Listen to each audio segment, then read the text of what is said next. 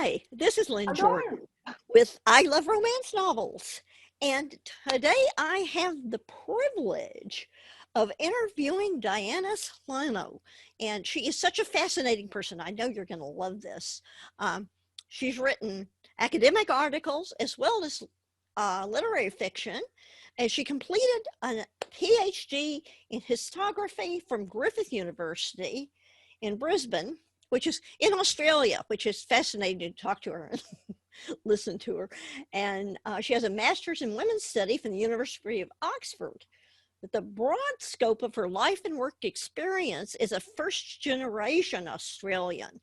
Copywriting, operating room nurse, research fellow at King's College London, teacher, healer, just such a fascinating person. And this gives her a background for her writing. Her first novel, Case Moth, is a story of transformation and redemption, a personal journey echoed throughout by the life cycle of the case moth. As an educator, she has used the short story form to encourage struggling school students to find their writerly voice. She lives in Brisbane with her conductor, pianist husband, and I hear that he's very involved with ballet, and a sweet ball-obsessed spoodle. You'll have to tell us what the spoodle is. I saw a picture of him on the website, and he is gorgeous. Yeah, she is. She, okay. Yeah. So welcome. I am just so excited to speak with you tonight. How are you Thank doing? you. Thank you. So it's just a thrill to connect with you in these strange COVID times. I'm absolutely thrilled. Thank goodness for Zoom. Mm-hmm. And thank goodness for making friends across the world. I mean, I guess that's one really positive thing about we've all become so savvy with our technology, haven't we? This year? Absolutely. So thanks, Lynn. It's a real thrill for me to speak with you today. And I left my last Zoom meeting, and I said I have to pop over to Australia now. Yeah, as you do. I love the way we can just pop around the world. It is, it's not all bad, is it? We have to. I'm always mindful about being grateful. Be grateful. Mm-hmm. And Absolutely. as for that little question about what's a spoodle, Mm-hmm. she is a little dog who is about 8 kilograms, so she's not too big. She's Mm-hmm. very fluffy because she's a cross between a poodle, Mm-hmm. like a mini French poodle, and a cocker spaniel. Oh. So that's why they take the. I think in America, I think you call them cockapoos or something, but Yeah, I've heard that one. But yeah, we follow the English tradition. yes. And so we call it a spoodle, spaniel, poodle, spoodle. Oh. Well, when I saw her picture, I just thought she was a poodle. I didn't. Oh yeah. She's got more of the poodle coat. Mm-hmm. She's a good little dog. She's a cutie. You have to go to her website. Look at the dog. Yeah, she's on my website. Yeah, she's my good companion when I'm writing. She sits by my feet, and yeah, she's great. Oh, that's exciting. Well, why don't you tell us about Case Moth? How did you come to write this particular book? I would love to. Well, Case Moth. So the title refers to this extraordinary insect, which is one of the kind of bagworm. I'm into nature. I've always loved that. And living in Australia, you see extraordinary things in your garden all the time. But the idea of the case moth, it's an extraordinary insect that builds, and the one that is in my garden is huge, and you'll see it on my website if you're really interested. The male flies away, it becomes the moth. So the worm kind of builds the case and does the transformation to become a moth. But the female case moth never leaves the case, you see. So it's a metaphor, isn't it? It's an extended metaphor, because I'm very interested in women, obviously, women's issues, women's lives. So, and I began writing this when I was living in London, and I guess it was a good old dose of nostalgia and thinking, I love being in London. I loved it. And it also gives you far more gratitude and appreciation for what you've left behind. And of course, the landscapes couldn't be more different. I mean, London is on a people scale Australia is on this massive, like America, it's on this massive spatial, and Canada, it's this massive, beautiful spatial scale. So I came to write that after many, many years of dabbling and writing stories around work, always fitting it around work. And I decided I was interested in journeys. And I guess the central idea, the central question is, who are we? And how do you know who you are? And you change who you are all through your life. And that was kind of what I explored in my PhD. So my PhD looked at who are people that we write about in history and how do historians construct this identity of who they are. So I guess it was a bit of a natural question because I'm sure we all have, if we look back on our lives, you think, oh my God, was that me when I was in my 20s? Is that me when I was in my 30s? We change so much. And one of the wonderful things, and this has always been the way it is. I mean, if you look at the Renaissance humanist Montaigne, he wrote a very famous little piece saying, I cannot keep my subject still. My subject, what he meant by me, my sense of who I am, I cannot keep my subject still. And he talked about how it changes due to circumstance, it changes by the minute. And I've always been struck by that and really fascinated by that. So I wanted to explore a woman's journey into transformation, but looking at decisions that we make sometimes, and we probably wouldn't make them with the benefit of hindsight. But it is a love story, but it's also exploring what would you do faced with a challenge. You've got a problem to solve, and you realise that you have to become someone new in order to solve it. So that was kind of it, really. And so that's what the character does. She sort of reinvents herself. We pick her up quite young, Imogen Greenwood. Imogen, I like that name because you think of imago and you think of the insects and all of the stages. And Greenwood, well, it seemed like a good name for someone who's a bit green. And we break and we bend and change.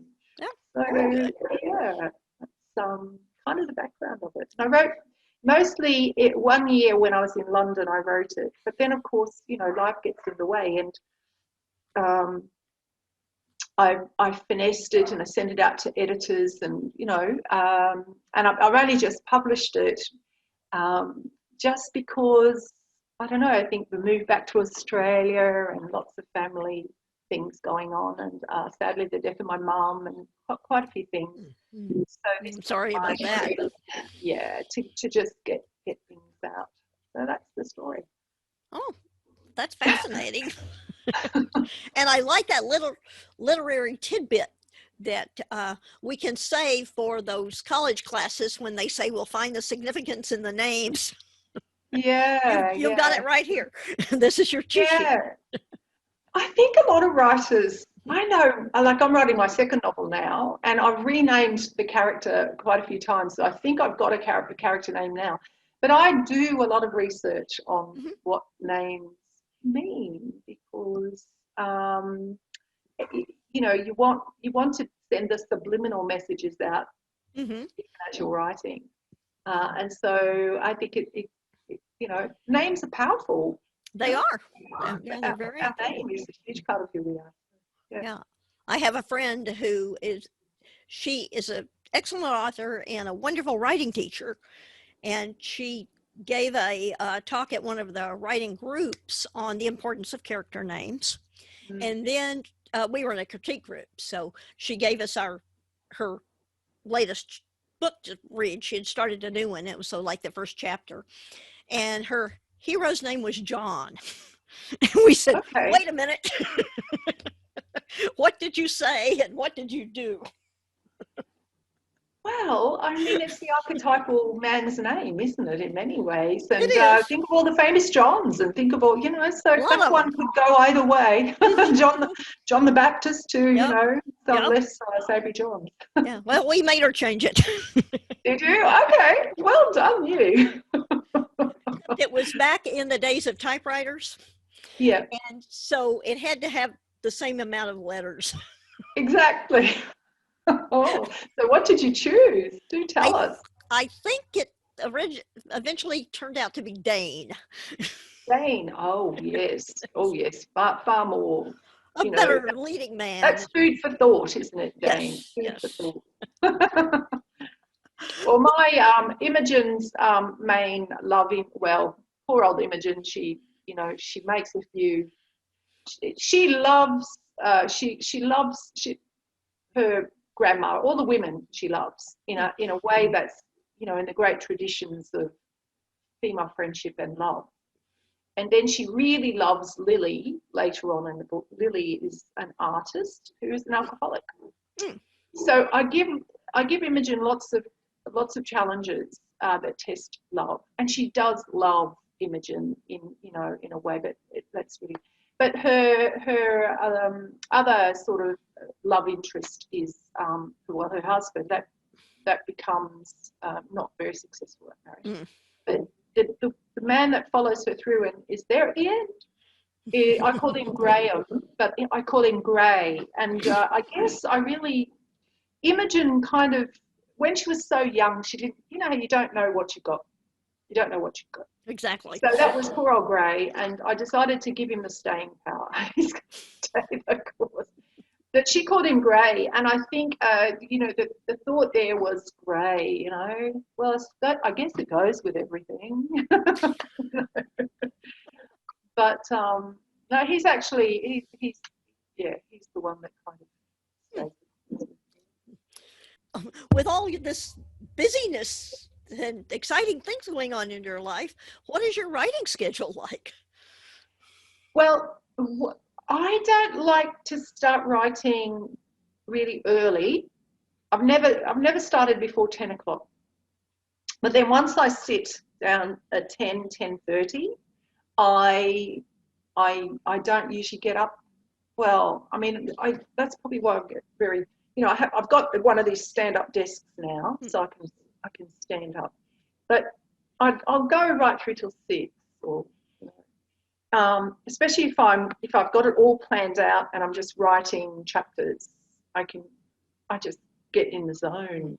See, meditation's really important to me, and I will take time out and really get into that quiet space where I think ideas come to you.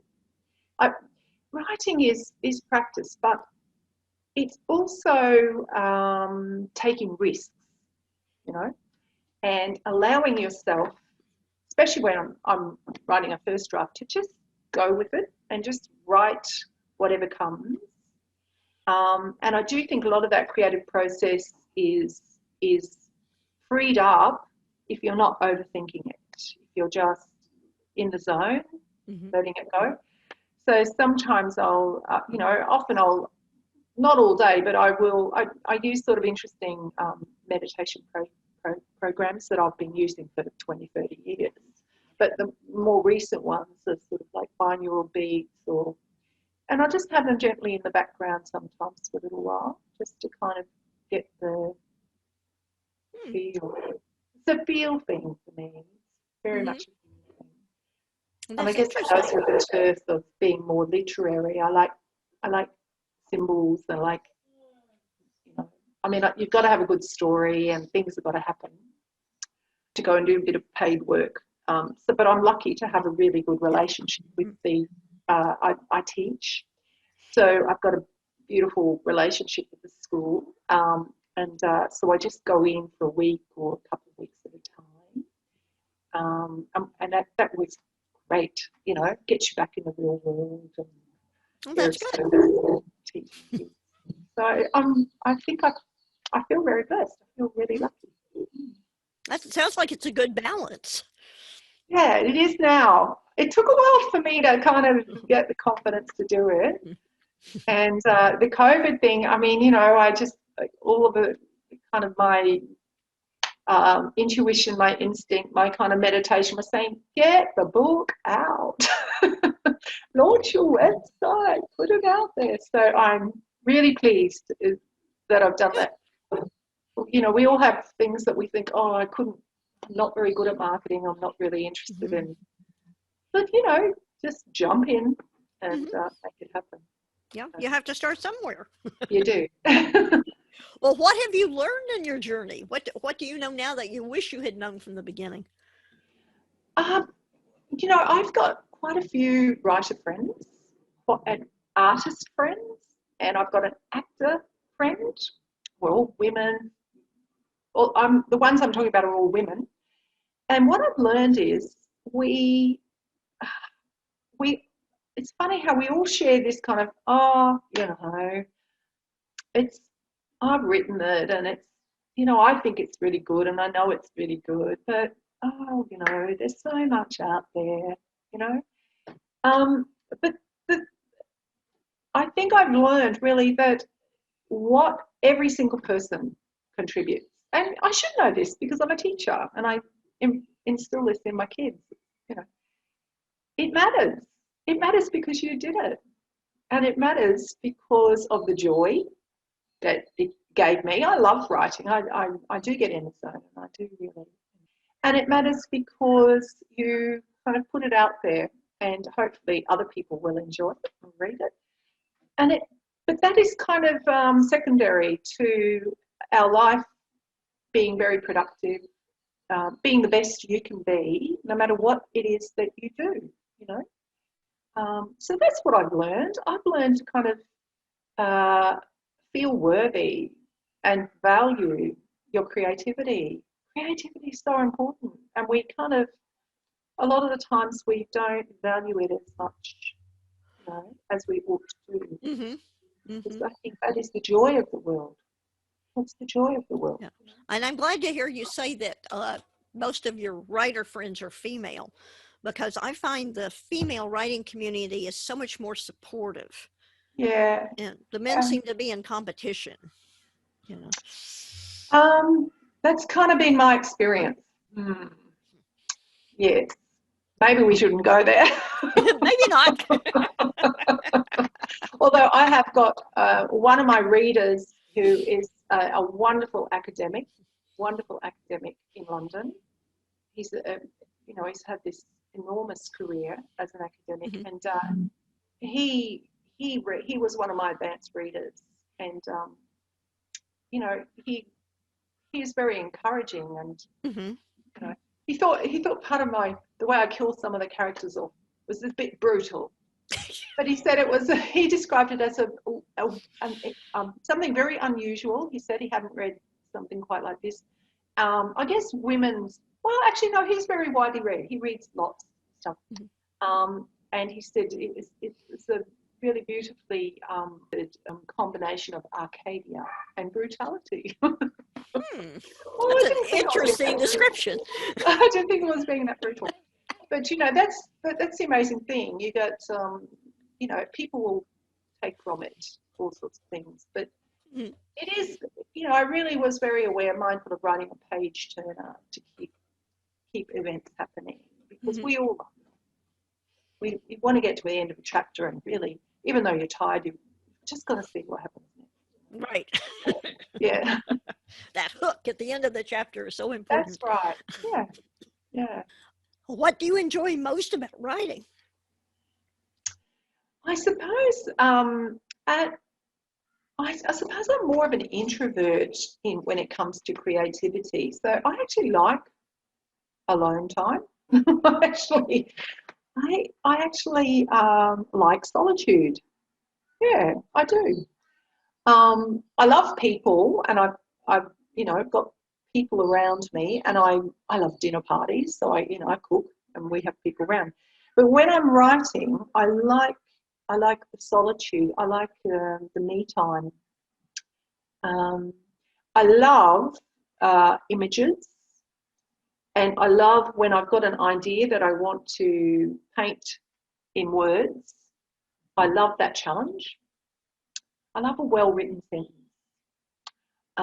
You won't see really any swear words or anything in what I write, by and large. I mean, there might be, in character might say something, but I like beautiful prose and beautiful images, and I like that because I think when I'm exploring an idea like that, I'll listen to some podcasts about, or look at what philosophers have said about this, or do a little bit more reading, which is what I'm doing at the moment. And so the writing journey for me is also a deeper understanding of some of the key themes of our life, and what does that really mean? What does that friendship really mean? And also then I learn things through writing. So, for example, Imogen, I suppose I got Kitty, the grandmother. She's a seamstress, and the mother, they're very, they're kind of old school like that. And I suppose I picked that up from my own family, my mum. But when Imogen had to transform, the idea came that she was going to be a milliner. She's going to London, she's going to be a milliner. I knew nothing about millinery, nothing.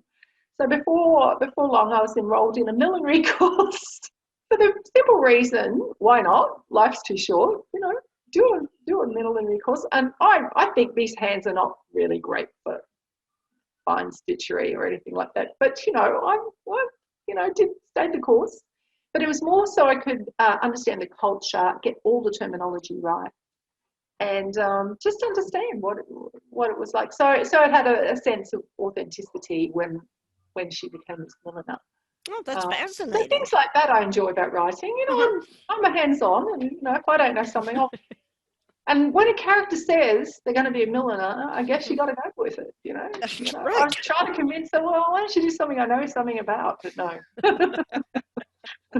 She was a milliner.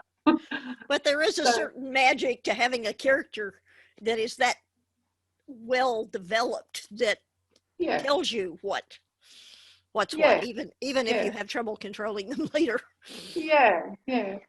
Well, yeah, she does change a bit, and music is in there too. Probably because I love music.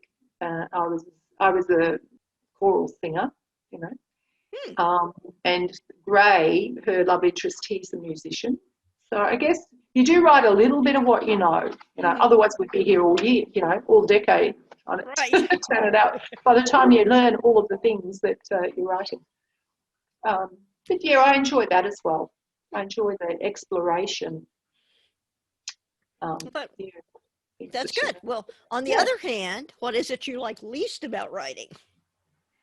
I guess it's that those days when it's not flowing and you get all lacking in self-belief. And you just, there are some times where you think, maybe I'm not cut out for this. But then I'm currently affiliated with the Sydney Writers Studio. Even though I live in Brisbane, everything's online, and this is one of the great things. So my second novel, I'm working in association. And what I love about that is when you're having those moments where you think, there's all this inspiration that comes pouring out, and reassurance, and great writers that have come before you. And I look to them and they say, well, writing's a practice. If you don't just keep doing it every day, that's the whole thing about it. And you've got to allow yourself. Nobody ever wrote a perfect first draft. No one. Not if they're really honest. Yeah. So I don't like that, but now I know how to deal with it. That's good. And that sort of leads into the next thing. I wanted to talk about what your publishing schedule looks like in the future. What are you working on now? I'm doing I'm writing my second novel, which is also about an idea that I'm really, really interested in, which is how we know things. So I've got a central character in mind who is going to have lots of very interesting experiential abilities, as you were. So I'm working on the first draft, and I just started it, but I'm planning to have that first draft out by maybe May, June next year. And then, of course, there'll be the rewriting and editorial. So I'm hoping by the end of 2021 it should be in some good shape. and I'll send it out for editorial reports and manuscript assessments. But I'll probably stay working with Sydney writers for that. I just find when you've got a professional body behind you, because I really want my writing to pop, to stand out, you know. Every novel will be very different for me. I think I'm not, you know, I probably won't. Although I've had people say, oh, you know, maybe we should hear the next episode in Imogen live, and maybe that'll happen one day. I don't know. We'll see how we go. See people, but I really like concepts and things, concepts like that. So they're kind of concept driven.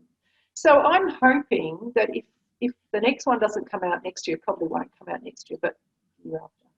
So probably a novel. Wouldn't it be great if I could get a novel out every third year? I think if I was one of those writers that writes like crime and you've got your characters and you know you just turn them out, and fabulous, good for them.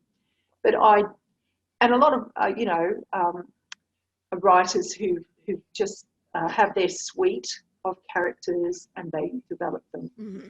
But probably for me it'll be a little bit longer. So what I do in the interim is write short stories, and I'll put them on the website and people can read them for free. And I'll change them every few months.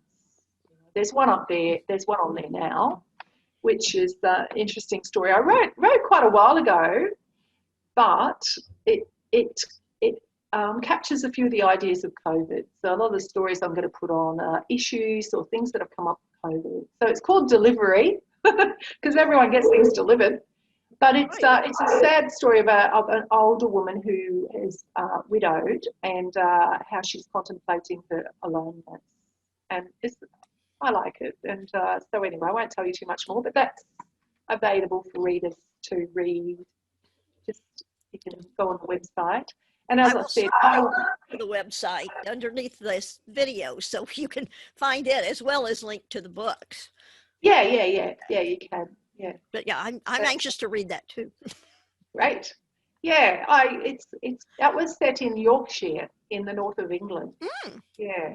So and again, it's more about, even though it was pre-COVID, but it kind of fits because there's this sense of crowded space and being, you know, overwhelmed.